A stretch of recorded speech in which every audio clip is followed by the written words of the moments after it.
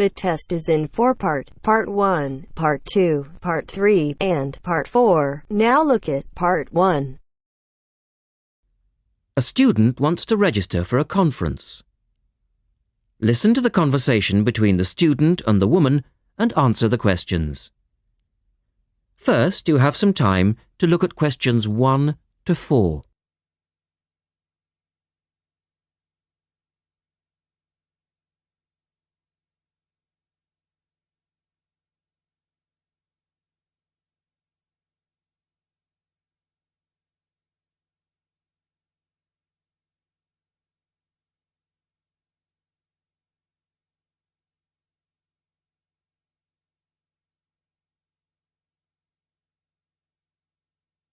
Look at the registration form.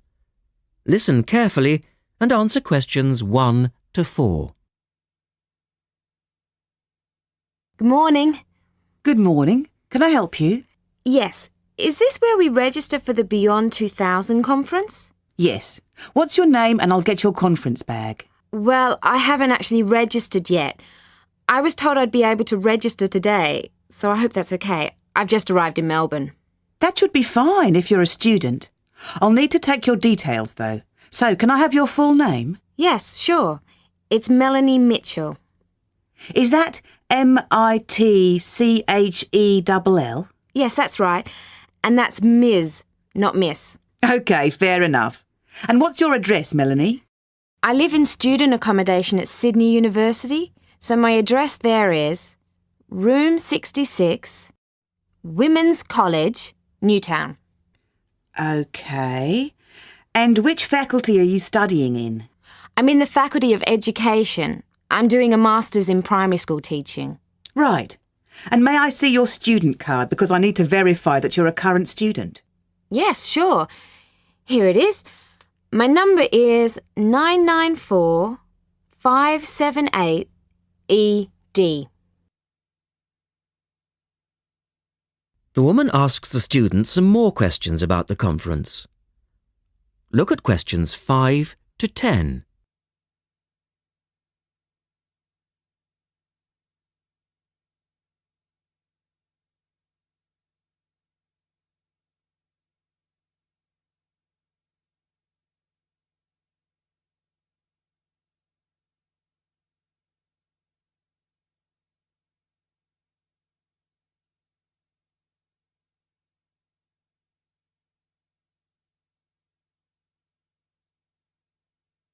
Now listen to their conversation and answer questions 5 to 10.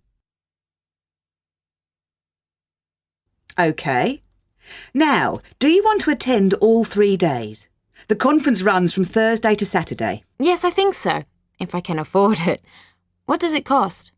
Well, you're eligible for a student discount, which makes it $15 for a day registration or $40 for the 3 days, though it is possible to register for half a day only.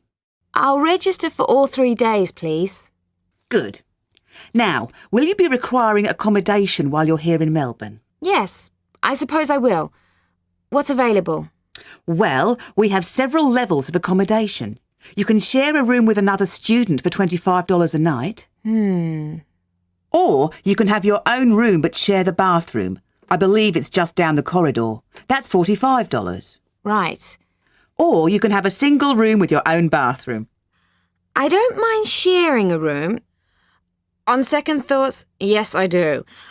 I'll have my own room, but I'll share the bathroom. Right. Now, the conference fee does not include meals, though you do get tea and coffee in the breaks. Shall I put you down for lunch? That's an extra $10 a day. And there's the conference dinner on Friday night, which is $25. Oh, and what about breakfast? Hang on a minute. It's all starting to sound rather expensive. I'll have the lunch, but not the dinner or breakfast, if that's okay. Perfectly okay. Now, a couple of other things. There are a number of special interest groups organised. They're known as SIGs, and you're asked to nominate your preference. They'll take place on the Friday afternoon and Saturday morning, but they're filling up quickly, which is why you need to nominate now. Right. What are the SIGs? Well, there are 6 altogether. Let's see.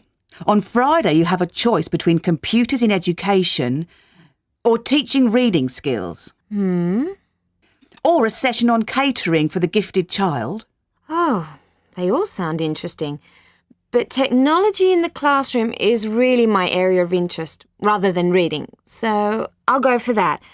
I can probably read up on the gifted child topic myself. Right. And then the Saturday options are a session on cultural differences, or there's music in the primary curriculum, or you could go to the one on gender issues in the classroom. Wow! Can I go to them all? They all sound fascinating. Afraid not. Well, I'm really interested in how boys and girls behave differently, even when they are very young, so I'd better opt for the third session, even though the cultural differences sig is probably really interesting too. Right. And the music option would be interesting. And how would you like to pay? We accept most credit cards or bank cheques, but not personal cheques, I'm afraid. Been caught out too often before. And cash, of course. We never say no to cash. I'll have to put it on my card because I don't have enough cash on me right now. That's fine. Enjoy your time here with us in Melbourne.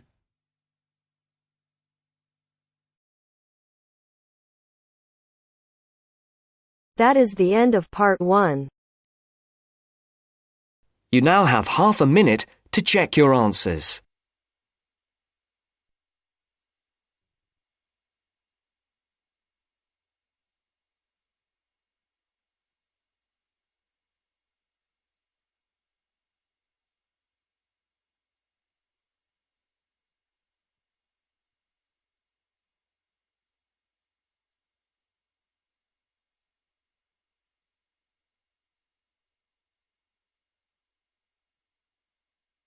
Now turns to part 2. Part 2. You will hear a lecture on deep-sea exploration. First, look at questions 11 to 14.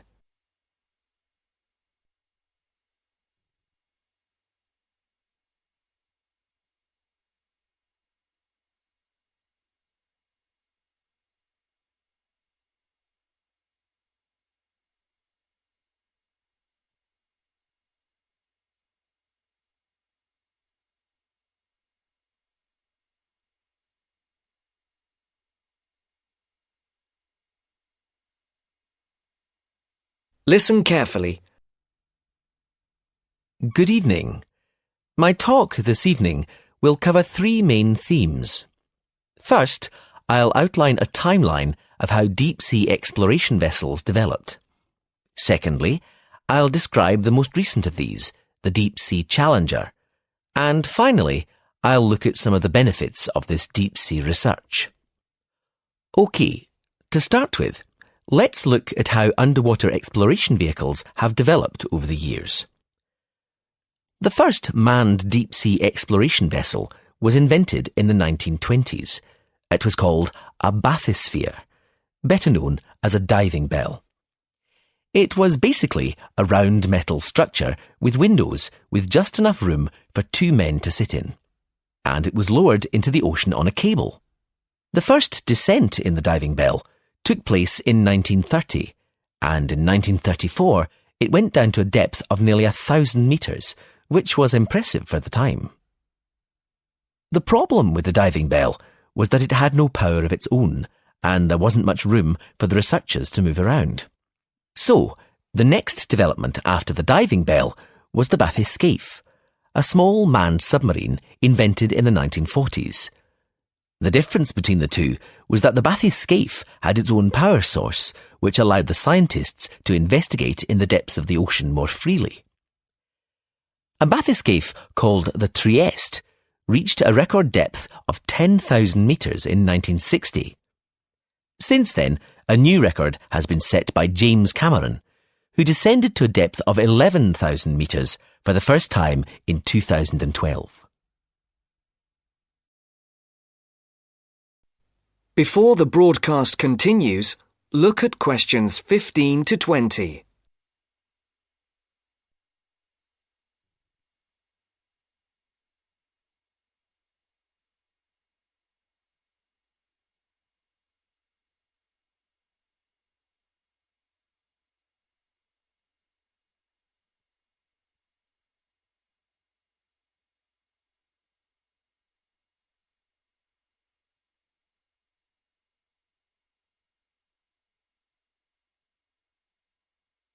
You will now listen to the second part of the talk.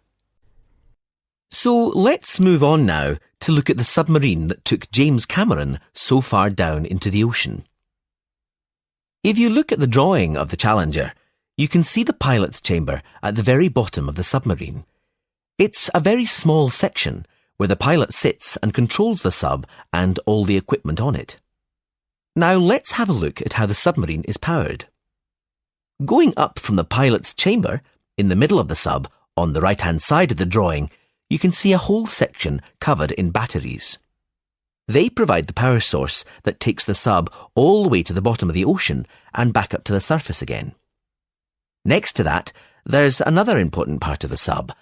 You probably realise that there's no light at the bottom of the ocean, so the sub needs to take its own.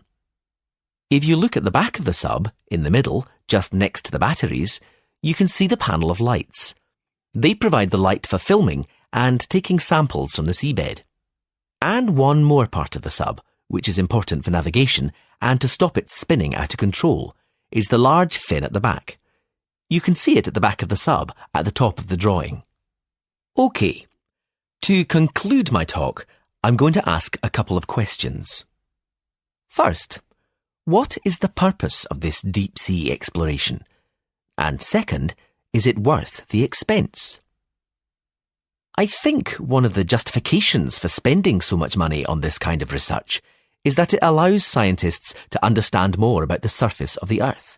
For example, how it was formed and how it behaves. This could have important consequences for predicting earthquakes and saving lives through early warning systems. Another reason this type of research is considered valuable is that by exploring unknown parts of the ocean, we increase our knowledge of the availability of minerals for industry.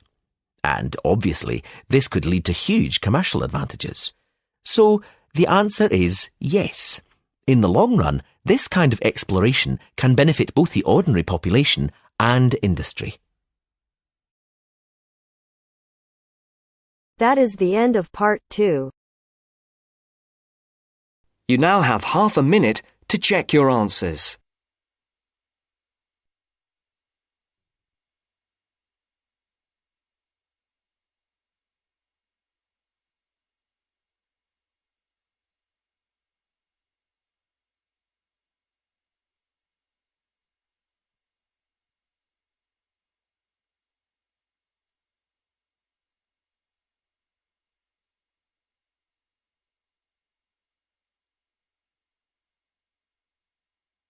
Now turns to part 3. Part 3. You will hear part of a lecture about psychology. First, you have some time to look at questions 21 to 24.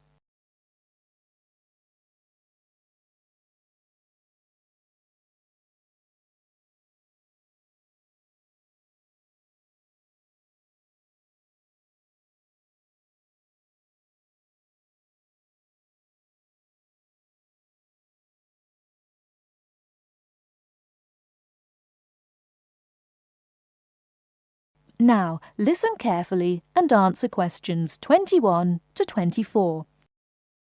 In this lecture, I want to introduce you to the life and work of a famous psychologist, a psychologist who had a big influence on the field of social psychology. Social psychology deals with group behaviour and the individual as a member of a group, and Solomon Asch made a most important contribution. Solomon Asch worked mostly in the USA, but he was born in 1907 in Poland, and he came to the US when he was 13. He went to an ordinary high school, and as he had an interest in human behaviour, he decided to study psychology. He was quite disappointed with his first acquaintance with psychology. It seemed to be all about rats and mice, and that didn't interest him at all. However, he persevered and eventually became a professor of psychology. Now, the experiment which made his name is called the line judgment task. Participants were asked to compare some simple lines. More precisely, they were given a card with 3 lines, then were asked to compare another single line and say whether it was longer or shorter than the lines on the card. What a participant didn't know was that in reality all the other participants were effectively actors. That is, they were instructed to give a wrong judgment, and the purpose of the experiment was to see how the single subject would react.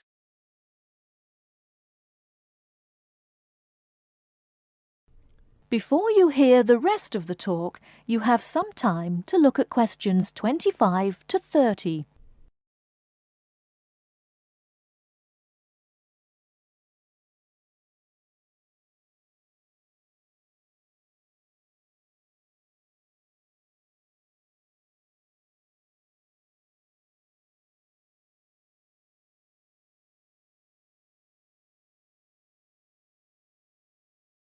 Now listen and answer questions 25 to 30.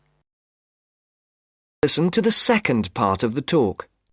The subject would hear the others saying things about the length of the line which were clearly false. Most subjects answered correctly, in spite of the incorrect judgments of the others, but a proportion, 32%, conformed to the majority view, the incorrect view. This proportion was much, much higher than anticipated. Before the experiments, they'd thought 15% or lower might do this. To give you a bit more detail, I have an illustration up here on the board. A group of 6 or 7 people were given a card with 3 lines on it. There is a short vertical line, on the right of which is a longer line, and on the right of that there is another, still longer line. However, it's clear that the longest line is the right-hand one, the second longest, the middle one, and the shortest is the one on the left. The participants were given a second card with just 1 line on it. I should add that in these experiments people became very distressed. They found it very hard to deal with a situation where people were telling them things which were against the evidence of their own eyes. One woman became extremely agitated, running about measuring and looking and checking and shouting in a kind of massive anxiety.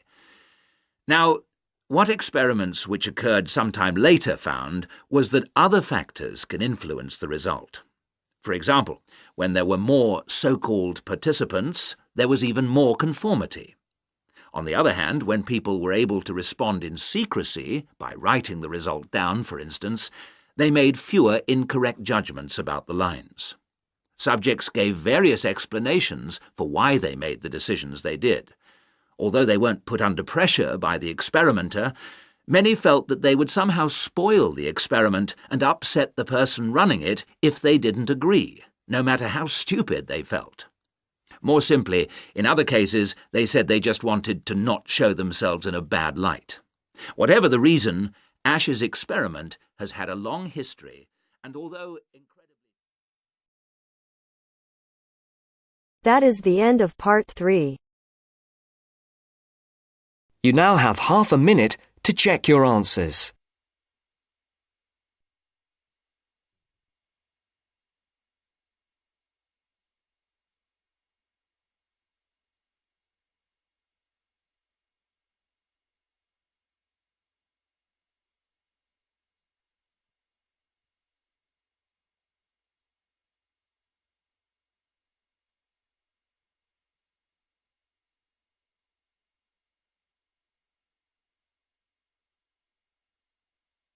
Now turns to part 4. Part 4. You will hear a presentation by a student about a website she has designed for a supermarket. First, you have some time to look at questions 31 to 40 on pages 113 and 114.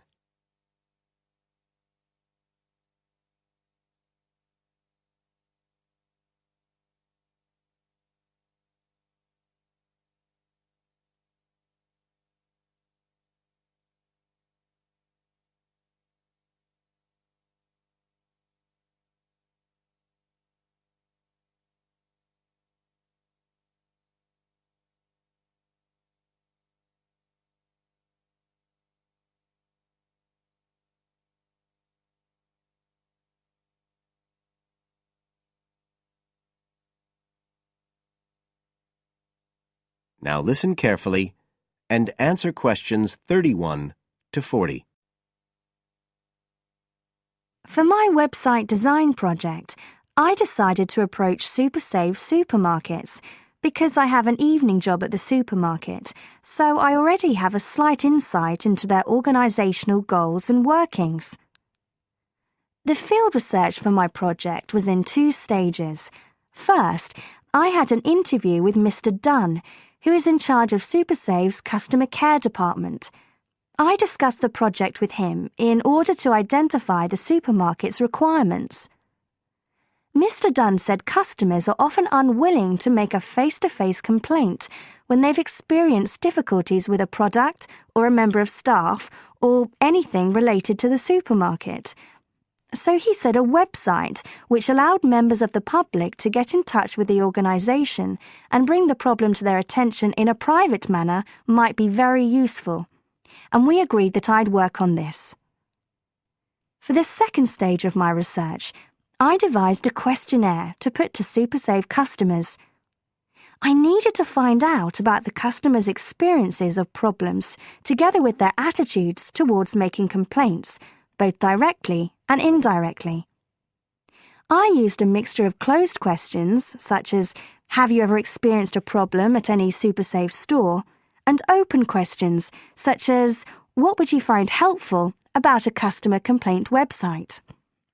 I decided to do interviews rather than rely on distribution of the questionnaire, as I felt this was likely to lead to a higher take-up rate. I visited 4 SuperSave stores, 2 in the city centre and 2 in the outskirts, and altogether I interviewed 101 respondents.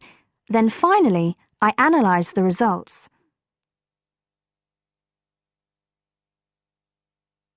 I found the results of the questionnaires to be very informative. I found that out of the total number of customers investigated, 64% had at some stage encountered a problem in a SuperSave store. Out of these people, the vast majority said that they hadn't reported the problem to any member of staff. They just kept it to themselves. The next thing I tried to find out was why they hadn't complained.